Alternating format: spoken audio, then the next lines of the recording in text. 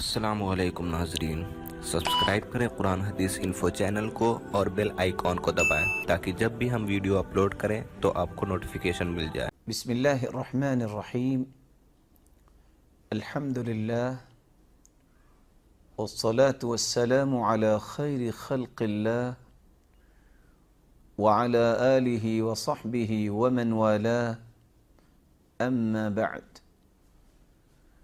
فاعوذ باللہ من الشیطان الرجیم والفجر ولیال عشر۔ ناظرین کرام، اللہ رب العزت ہم سب کے خالق ہیں، مالک ہیں، پوری کائنات کے مدبر ہیں۔ اللہ رب العزت نے ایمان والوں کو بہت بڑے انعامات سے دنیا میں بھی نوازا ہے اور آخرت میں بھی نوازیں گے۔ ان انعامات میں سے ایک انعام اللہ تعالیٰ نے سال میں ایسے دن رکھے ہیں اور ایسی راتیں رکھی ہیں جن میں ایمان والا اپنے ایمان کی تجارت کو فروغ دے سکتا ہے۔ وہ ایام جو عشر ذی الحجہ کے نام سے موسوم کیے جاتے ہیں۔ اسلامی مہینہ ذو الحجہ جو اسلامی سال کا 12واں مہینہ ہے، اس کے ابتدائی 10 دن انتہائی عظمت والے ہیں۔ رسول اللہ صلی اللہ علیہ وآلہ وسلم پر نازل ہونے والا قرآن بھی اس کی گواہی دے رہا ہے۔ والفجر ولیال عشر، اللہ رب العزت نے ان 10 دنوں کی قسم اٹھائی ہے، اور رسول اللہ صلی اللہ علیہ وآلہ وسلم فرماتے ہیں، جس بات کو عبداللہ ابن عباس رضی اللہ تعالی عنہ بیان کرتے ہیں، ما من ایام العمل الصالح فیہن احب الی اللہ من هذه الأيام العشرة قالوا ولا الجهاد في سبيل الله قال ولا الجهاد في سبيل الله إلا رجل خرج بنفسه وماله فلم يرجع من ذلك بشيء۔ رسول اللہ صلی اللہ علیہ وسلم نے فرمایا، کوئی بھی ایسا عمل جو بندہ مومن کرتا ہے، ان ایام میں کوئی بھی نیک عمل جو کرتا ہے، ما من ایام العمل الصالح فیہن احب الی اللہ من هذه الایام العشرہ، ان 10 دنوں میں کیے گئے نیک اعمال اللہ کے ہاں سب سے محبوب ہیں۔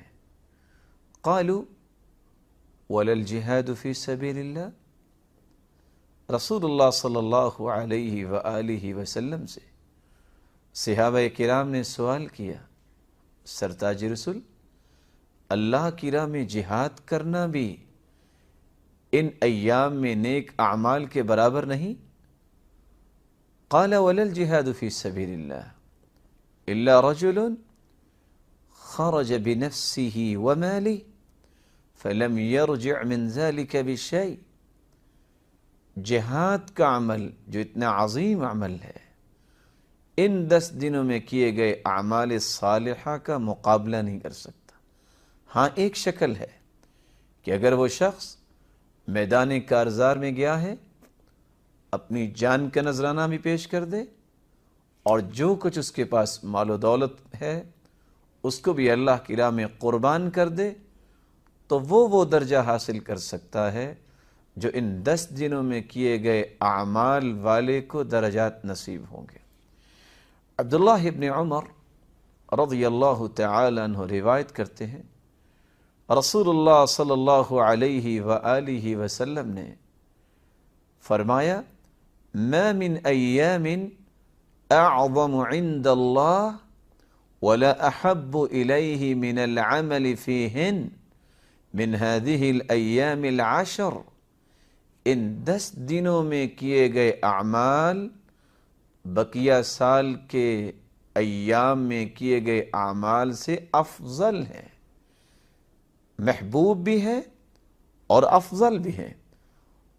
اور ایک دوسری روایت میں جابر رضی اللہ تعالی عنہ روایت کرتے ہیں، رسول اللہ صلی اللہ علیہ وآلہ وسلم نے فرمایا، افضل ایام الدنیا ایام العشر۔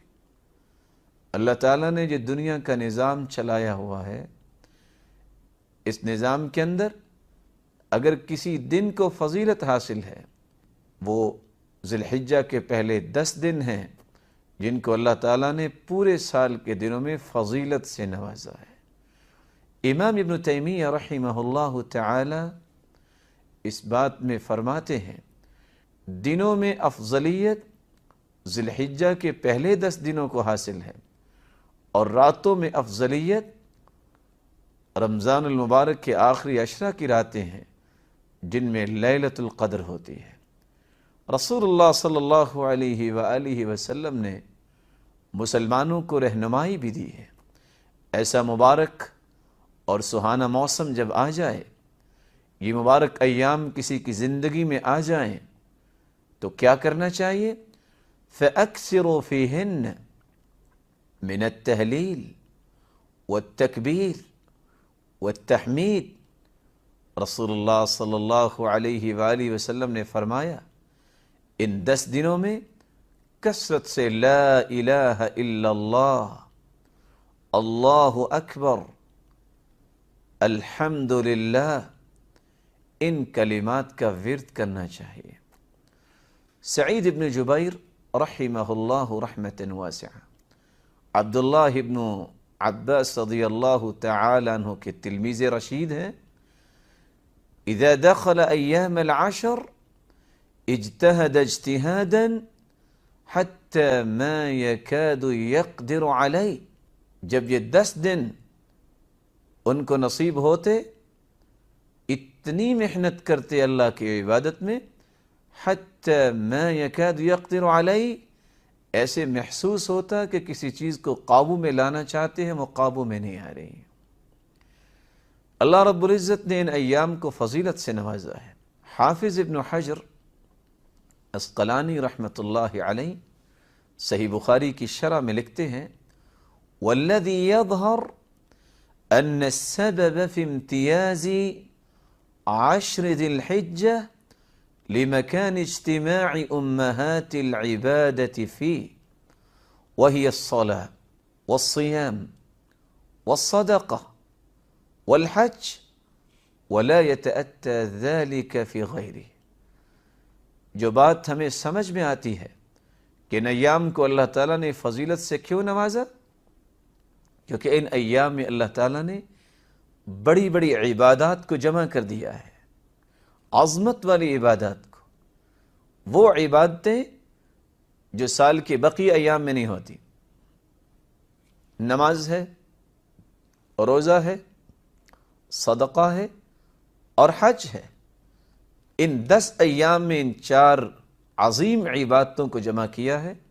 انسان نماز تو سارا سال پڑھ سکتا ہے، اور روزے بھی رمضان المبارک میں رکھتا ہے، صدقہ بھی دے سکتا ہے، لیکن حج ایک عظیم عبادت، اللہ کے گھر کی زیارت کرنا، یہ صرف انہی 10 دنوں کے اندر ہی اس کی ابتدا ہوتی ہے اور انسان اللہ کا تقرب حاصل کرتا ہے۔ اس لیے رسول اللہ صلی اللہ علیہ وآلہ وسلم نے ان 10 دنوں کو غنیمت جاننا اور ان 10 دنوں کی عظمت کو اپنے دامن میں سمیٹنے کے لیے مسلمانوں کو، اپنی امت کو خوبصورت رہنمائی سے نوازا ہے۔ جب یہ 10 دن کسی مسلمان کی زندگی میں آ جائیں اور وہ بقید حیات ہو، اس کو کون کون سے اعمال کرنے چاہیے؟ سب سے پہلا عمل التکبیر والتحمید والتہلیل۔ یہ 10 دن جب شروع ہو جائے، چاند جب نظر آئے، اس وقت سے لے کر 13 ذی الحجہ تک ایک مسلمان کو اللہ اکبر، لا الہ الا اللہ، الحمد للہ، ایک مسلمان کو لا الہ الا اللہ، اللہ اکبر والحمد للہ ان کلمات کو اپنی زبان کا زیور بنانا چاہیے۔ اللہ رب العزت ہم سب کو اس بات کی توفیق نصیب فرمائے کہ ہم ان ایام کو غنیمت سمجھ کے گزاریں اور ان ایام میں اللہ رب العزت کے انعامات کے مستحق بنیں اور زیادہ سے زیادہ تکبیریں پڑھیں، اللہ کی کبریائی بیان کریں، تحمید پڑھیں، اللہ رب العزت کی حمد بیان کریں اور اللہ رب العزت کی توحید کو خالص کریں۔ لا الہ الا اللہ ان کلمات کو اپنی زبان پہ لائیں۔ میری اللہ سے دعا ہے اللہ ہمیں عمل کی توفیق عطا فرمائے۔ ناظرین کرام، ابھی چند لمحات کا وقفہ ہوگا، وقفے کے بعد ہم دوبارہ آپ کی خدمت میں حاضر ہوں گے۔ لبيك لا شريك لك لبيك إن الحمد لبيك لا شريك لك لبيك إن الحمد۔ ناظرین کرام، وقفے سے پہلے ہم یہ بات کر رہے تھے کہ ایک مسلمان کی ذمہ داری ہے جب یہ مبارک ایام اس کو نصیب ہو جائیں تو ان ایام میں سب سے پہلا کام اللہ کی کبریائی بیان کرنا، اس کی تعریف بیان کرنا اور اس کی توحید کو خالص کرنا، اس کو اختیار کرے۔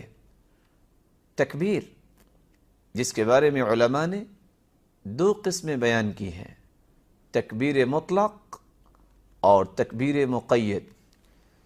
ابن باز رحمۃ اللہ علیہ فرماتے ہیں اما التکبیر فی الاضحی فمشروع من اول الشہر الى نہایت اليوم الثالث عشر من شہر ذی الحجہ۔ عید الاضحیٰ کی تکبیروں کے متعلق فرماتے ہیں اس کی ابتدا جب چاند نظر آ جائے پہلے دن سے لے کر ذی الحجہ کی 13 تاریخ تک تکبیریں پڑھی جائیں گی۔ عید الفطر میں بھی ایک مسلمان تکبیریں تو پڑھتا ہے۔ قرآن مجید میں اللہ فرماتے ہیں وَلِتُكْمِلُوا الْعِدَّةَ وَلِتُكَبِّرُوا اللَّهَ عَلَى مَا هَدَاكُمْ، 30 کا عدد مکمل کرو اور جب 30 دن مکمل ہو جائیں وَلِتُكَبِّرُوا اللَّهَ، پھر اللہ تعالیٰ کی کبریائی اور عظمت کو بیان کرو۔ اور عید الاضحیٰ جب یہ موقع نصیب آئے تو ذی الحجہ کی ابتدا سے لے کر من اول عشر ذی الحجہ الى آخر یوم من ایام التشریق فی جمیع الاوقات فی اللیل والنہار والطریق والاسواق والمساجد والمنازل وفی کل موضع یجوز فیہ ذکر اللہ۔ جب یہ 10 دن انسان کو نصیب ہو جائے تو پہلے دن سے لے کر 13ویں دن تک تکبیروں کو اپنی زبان پہ جاری کرے۔ دن ہو یا رات ہو، انسان مسجد میں ہے یا بازار میں ہے یا راستے میں ہے، اللہ کی کبریائی کو بیان کرے۔ الغرض ہر وہ جگہ جہاں اللہ کا ذکر ممکن ہو، جائز ہو، وہاں ان تکبیروں کو اپنی زبان پہ جاری کیا جا سکتا ہے۔ اللہ رب العزت فرماتے ہیں وَيَذْكُرُ اسْمَ اللَّهِ فِي أَيَّامٍ معلومات، اور وہ اللہ رب العزت کا ذکر کرتے ہیں معلوم ایام میں۔ وَاذْكُرُ اللَّهَ فِي أَيَّامٍ معدودات، ان گنے ہوئے دنوں میں اللہ کا ذکر کرو۔ ابن عباس رضی اللہ تعالی عنہ فرماتے ہیں وَيَذْكُرُ اسْمَ اللَّهِ فِي أَيَّامٍ معلومات ایام العشر، ایام معلومات سے مراد ذی الحجہ کے پہلے 10 دن ہیں۔ والایام المعدودات ایام التشریق، اور ایام المعدودات سے مراد ایام تشریق ہیں۔ 10 دن اور ایام تشریق 11، 12 اور 13 تاریخ کا دن، ان 13 دنوں میں اللہ رب العزت کی کبریائی کو بیان کیا جائے گا۔ یہی وجہ ہے كان ابن عمر وابو هريرة يخرجان إلى السوق في أيام العشر يكبران ويكبر الناس بتكبيرهما. صحیح بخاری کی روایت ہے، ابو ہریرہ رضی اللہ تعالی عنہ اور عبداللہ ابن عمر رضی اللہ تعالی عنہ ان 10 دنوں میں بازار میں نکل جاتے اور بلند آواز سے تکبیر کہتے، اور ان کی تکبیر کو سن کر بازار میں بیٹھے لوگ بھی تکبیریں کہنا شروع کر دیتے. اور صحیح بخاری کی ہی روایت ہے، وَيُكَبِّرُ مُحَمَّدُ بْنُ عَلِي خَلْفَ النَّافِلَةِ. فرض نماز کے بعد تو تکبیریں صحابہ پڑھتے تھے. محمد بن علی کی روایت لے کے آئے ہیں امام بخاری کہ وہ نوافل پڑھنے کے بعد بھی تکبیروں کو اپنی زبان پہ جاری کرتے. وَكَانَ عُمَرْ يُكَبِّرُ فِي قُبَّتِهِ بِمِنًا فَيَسْمَعُهُ أَهْلُ الْمَسْجِدِ. منا میں بیٹھے بیٹھے عمر رضی اللہ تعالیٰ عنہ اپنے قبے میں تکبیریں پڑھتے اور مسجد والے ان کی آواز سنتے، فَيُكَبِّرُونَ تو وہ بھی تکبیریں کہنا شروع کر دیتے. وَيُكَبِّرُ أَهْلُ الْأَسْوَاقِ حَتَّى تَرْتَجْ مِنَا تَكْبِيرًا. یہاں تک کہ منا تکبیروں کی آواز سے گونج اٹھتا. وَكَانَ ابن عمر اور عبداللہ ابن عمر رضی اللہ تعالی عنہ يُكَبِّرُ بِمِنًا تِلْكَ الْأَيَّامِ. ان ایام میں منا کے اندر عبداللہ ابن عمر رضی اللہ تعالی عنہ تکبیریں کہا کرتے. وَخَلْفَ الصَّلَوَاتِ اور نمازوں کے بعد. وَعَلَى فِرَاشِ اور اپنی چارپائی پہ بیٹھے بیٹھے بھی تکبیریں پڑھتے. وَفِي فُسْطَاتِ اپنے خیمے میں بھی تکبیریں بلند کرتے. وَمَجْلِسِ اور اپنی مجلس میں بھی جہاں وہ بیٹھتے تھے لوگوں کے ساتھ اور مسائل کو بیان کرنے کے لیے وہاں بھی تکبیریں اونچی آواز سے پڑھتے. وَمَمْشَاهِ تِلْكَ الْأَيَّامِ جَمِيعًا اور چلتے پھرتے بھی تکبیریں پڑھتے. وَهُوَ الَّذِي يُقَيَّدُ بِأَدْبَارِ الصَّلَوَاتِ فِي عِيدِ الْأَضْحَى خَاصَّةً. يبتدئ التکبیر المقید من عقب الصلاة. اور یہی وہ تکبیریں ہیں جو عبداللہ ابن عمر رضی اللہ تعالی عنہ منا میں بیٹھے پڑھ رہے ہیں، جن کو تکبیر مقید کا نام دیا گیا ہے. الذي يبتدئ جس کی ابتدا ہوتی ہے من عقب صلاة الفجر یوم عرفہ، یوم عرفہ کے دن فجر کی نماز کے بعد. وينتهي بعد صلاة العصر في اليوم الثالث من ایام التشریق. اور ان تکبیروں کی انتہا 13ویں تاریخ کی عصر کی نماز پہ ہوتی ہے. رسول اللہ صلی اللہ علیہ وآلہ وسلم نے امت کو یہ بات سمجھائی، یہ جس طرح عظمت والے دن ہیں ان دنوں میں اللہ کی عظمت کو بیان کیا جائے. وَكَانَتْ مَيْمُونَةَ رضی اللہ عنہ تُكَبِّرُ يَوْمَ النَّحْرِ. میمونہ رضی اللہ تعالی عنہ بھی قربانی کے دن تکبیریں کہتی. وَكُنَّ النِّسَاء يُكَبِّرْنَ خَلْفَ أَبَانَ بْنِ عثمان. ابان بن عثمان کی تکبیروں کے پیچھے عورتیں بھی تکبیریں کہتی. وعمر بن عبد العزیز اور عمر بن عبد العزیز جب تکبیریں کہتے تو عورتیں ان کی تکبیر کو سن کے تکبیریں کہتی. لیال التشریق مع الرجال فی المسجد. ان ایام تشریق کی راتوں میں مسجد میں جب تکبیریں ہوتی تو عورتیں بھی تکبیر کہتی. رسول اللہ صلی اللہ علیہ وآلہ وسلم کے صحابہ کرام تکبیر کے کن کن الفاظ کو اپنی زبان میں لاتے تھے؟ ام عطیہ رضی اللہ تعالی عنہ فرماتی ہیں كنا نؤمر ان نخرج یوم العید. ہمیں حکم دیا جاتا کہ ہم عید کے دن عیدگاہ کی طرف آئیں. حتى نخرج البکر من خدرها حتى نخرج الحیض. یہاں تک کہ ان عورتوں کو بھی ہم عیدگاہ میں لے کے آئیں جو کنواری ہیں، اور ان عورتوں کو جو ایسے خصوصی ایام میں ہیں کہ جن پہ نماز اس وقت ساقط ہو جاتی ہے، حیض والیوں کو. فَيَكُنْ خَلْفَ النَّاسِ وہ لوگوں کے پیچھے اپنی صفیں بنائیں.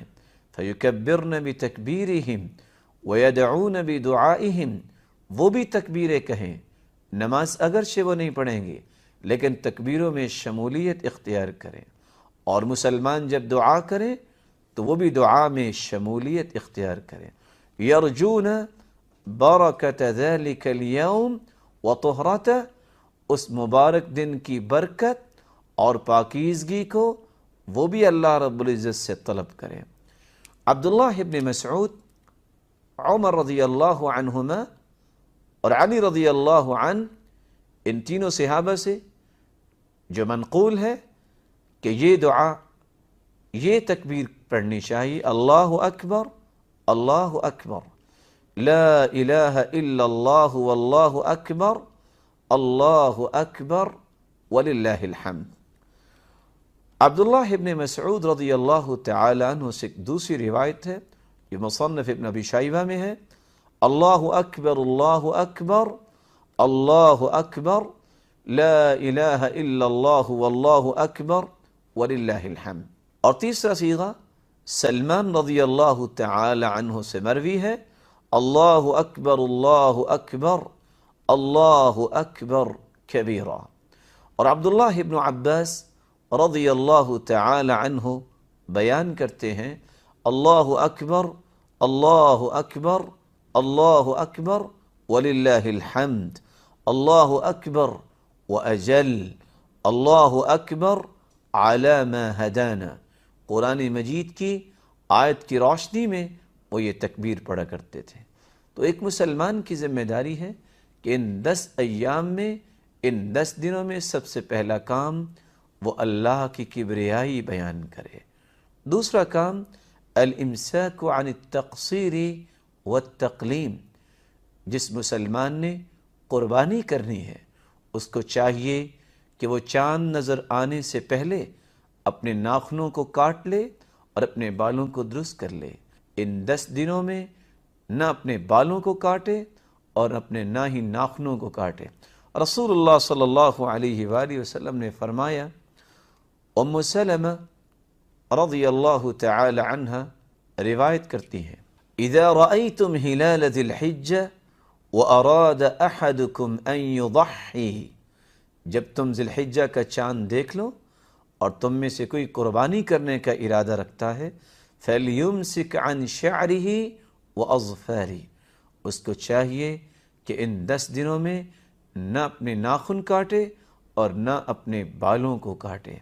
اور دوسری روایت میں آتا ہے فَلَا يَمَسَّ مِنْ شَعْرِهِ وَبَشَرِهِ شَيْئًا، نہ اپنے بالوں کو چھوئے اور نہ ہی اپنے جسم سے بالوں کو اتارے۔ رسول اللہ صلی اللہ علیہ وآلہ وسلم نے تیسرا حکم یہ دیا، یہ 10 دن چونکہ بڑے ہی بابرکت دن ہیں، ان 10 دنوں میں روزہ رکھا جائے، اور خصوصاً یوم عرفہ کا روزہ۔